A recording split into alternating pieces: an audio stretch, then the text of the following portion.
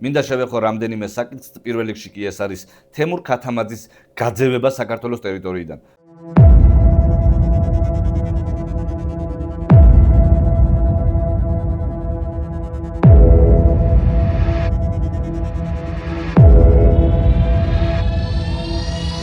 ადამიანი, რომელიც ქართველობს, რომელიც არის ძირძველი ქართველი და ის ცხოვრობდა თურქეთის ტერიტორიაზე, წამოვიდა საქართველოში, მან გადაწყვიტა ისევ დაბრუნებოდა მშობლიურ კერას, მშობლიურ რწმენას და ასე შემდეგ, რომელიც საქართველოს დროშის ფრიალის გამო დააკავეს, დღეს ის გააძევეს საქართველოს ტერიტორიიდან.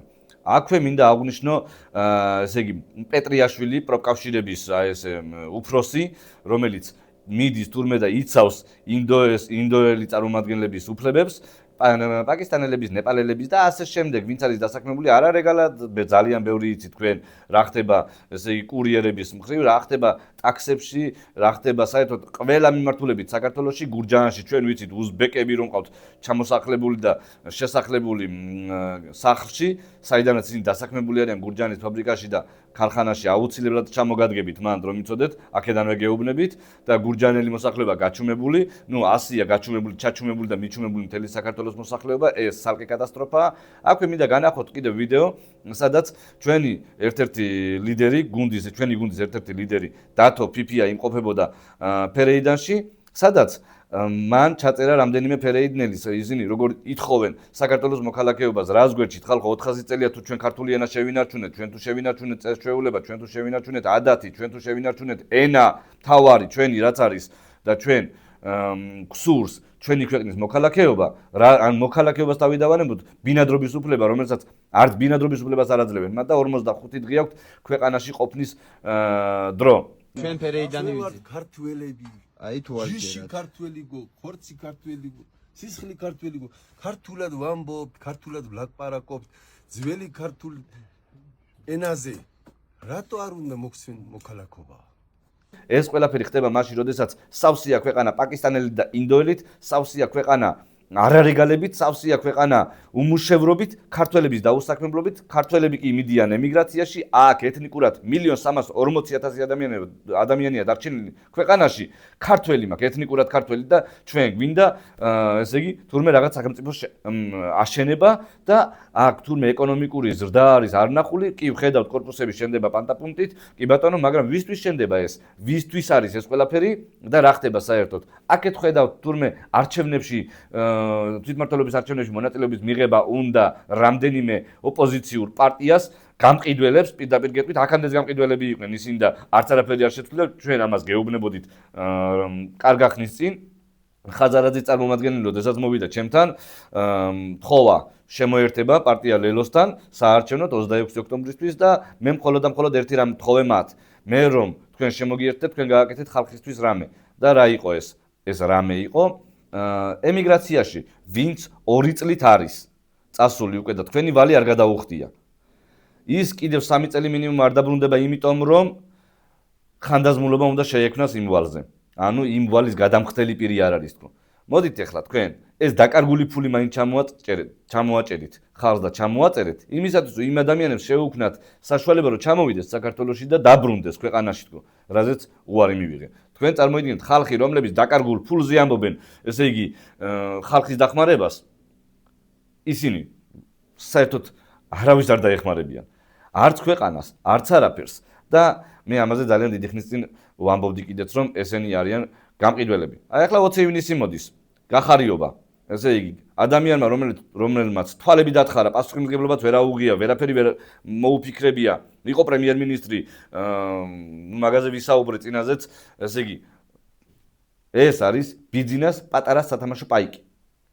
FSB, KGB, ვინ მართავს, როგორ მართავს, უკვე უინტერესოა. ეხლა, რაც შეეხება სხვა ვარიანტს, საქართველოში შექმნილ მდგომარეობას. ხალხი აპროტესტებს, ქუჩაში დადიან. ჩვენ ვხედავთ ტიტუშკები, ეგრეთ წოდებული მთვრალი იდიოტები, როგორ დაძდევენ მოქალაქეებს, იმ მოქალაქეებს, ვინც ცდილობს, რომ მათი ცხოვრება უკეთესი იყოს. და ჩვენ ვხედავთ ახალგაზრდა გოგოებს, როგორ ექცევიან და როგორ ძალადობენ მათზე. სხვადასხვა ადგილებში, დიდუბეში და ასე შემდეგ. გუშინ მოხდა ეს ფაქტი, მინდა აღვნიშნო, 2 ადამიანი, როგორ, ესე იგი, დაზარალდა ერთი მთვრალი გრუზინისგან. საერთოდ უნდა იცოდეთ, ჩემო კარგებო, ვერანაირი მტკიცებულება ვერასდროს დაარწმუნებს იდიოტს. ეს მარკ ტვენს აქვს ნათქვამი, ძალიან კარგი სიტყვებია და ჩვენ ვცდილობთ იდიოტების დარწმუნებას. ნუ ვცდილობთ იდიოტების დარწმუნებას. მათ ვერ დაარწმუნებთ, იმიტომ რომ ისინი მონობაზე არიან შეჩვეული. მათ სურთ ეს, მათ მოსწონთ ეს გარემო. მათ უნდათ რომ ვიღაცა იყოს მათი პატრონი, სხვანაირად არ შეუძლიათ მათ. ამიტომაც ჩვენ ნუ ვეცდებით, უნდა შევწყვიტოთ ჩვენს ქვეყანაზე წუწუნი, რატომ არ გამოდის ხალხი, რატომ არ გამოდის იმდენი, რატომ არ გამოდის ამდენი, თითოეულმა უნდა გავიგოთ, რომ სადღაცა ჩვენ შეცდომა დავუშვით. სადღაცა ჩვენ შეცდომებს უშვებთ და თუ ჩვენ გვინდა, რომ შემდგომი შეცდომები კიდევ უარესი არ მოხდეს, მაშინ უნდა ვისაუბროთ ერთმანეთში, უნდა გავითვალისწინოთ ერთმანეთიც, უნდა ველაპარაკოთ ხალხს, მოусმინოთ ხალხს. ქართველი პოლიტიკოსები დღეს როგორ ფიქრობენ? ხალხი ბრბოა, ხალხმა არაფერი არ იცის, ხალხს გინდა ის უთხარი, გინდა ეს უთხარი. არა, ჩემო კარგებო, ხალხი ძალიანაც ჭკვიანია. ხალხმა იცის რა უნდა. თქვენ არ იცით უბრალოდ რა გინდათ. და შესაბამისად, პოლიტიკოსი არ ნიშნავს იმას, რომ ესე იგი თქვენ ხალხზე მაღლა უნდა იდგეთ, როგორც ეგრეთ წოდებულმა პრეზიდენტმა თქვა. ჩემთვის ორივე ეგრეთ წოდებულია სიმართლე გითხრათ. ხო და შესაბამისად ახლა რა გელაპარაკოთ იმაზე მეტი, რაც ხდება. ყველაფერი ვიცით, ხო? მაშინ უნდა გავაკეთოთ გასაკეთებელი. რა არის გასაკეთებელი? აი ამაზე შეგვიძლია ერთად ვისაუბროთ. მე არ მინდა რომ გითხრათ, აი ეს არის გასაკეთებელი. გასაკეთებელი ძალიან ბევრი არის. ხალხთან არის სასაუბრო, მაგრამ იმ ხალხთან, ვისთანაც თქვენ ვერ მიდიხართ, ვისთანაც თქვენ ვერ საუბრობთ. მე გეტყვით რომ აი დღეს რაც ხდება ოპოზიციურ გარემოში, ესე იგი ორი პარტია ვიცით უკვე რომ ესე იგი გადის არჩევნებზე, ორი პარტიიდან ერთი პარტია ჩათვალით იშლება, იმიტომ რომ იქ რამდენიმე წარმომადგენელი მათი ლიდერი უკვე ციხეში არის, ერთი აპირებს ჩაჯდომას, ნუ რჩება ერთი წარმომადგენელი, ნუ ყველას კარგად ყოფნას უსურვებ, რა თქმა უნდა, მაგრამ მე ვერც მათში ვერ ხედავდი ძალას და აგებ ფაქტებმაც გვანახა. საქართველოში რეჟიმის დამარცხება ისე არ ხდება, როგორც ვიღაცებს წარმოუდგენიათ. რეჟიმის დამარცხება კი გამოიწვევს სისტემის ცვლილებას. ჩვენ უნდა განვასხვაოთ რა არის რეჟიმი და რა არის სისტემა. ეხლა ვხედავთ რას? რჩება მხოლოდ და მხოლოდ ნაციონალური მოძრაობა. ანუ ისევ და ისევ რას აკეთებს ბიძინა ივანიშვილი. ორპოლუსიანობა რას ნიშნავს? ყველა პარტია ჩამოაშორა ოპოზიციური მხარეს, რომლებიც ფიქრობს, რომ საქართველოში აი ესე რაც ხდება დღეს, არ იქნება განვითარება. და მივიღეთ რა შედეგი.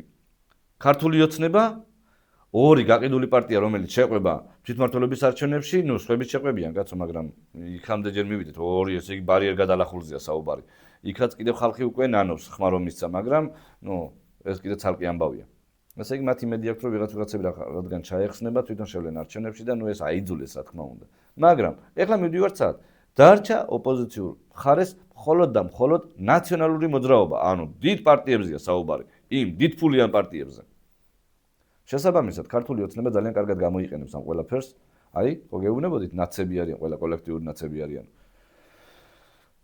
საბოლოო ჯამში ხალხს არც ნაციონალური მოძრაობა უნდა ქვეყანაში და არც ქართული ოცნება, მაგრამ ერთმანეთს ავსებენ და აძლევენ ერთმანეთს, აი რო იტყვიან, პინგ-პონგს თამაშობენ.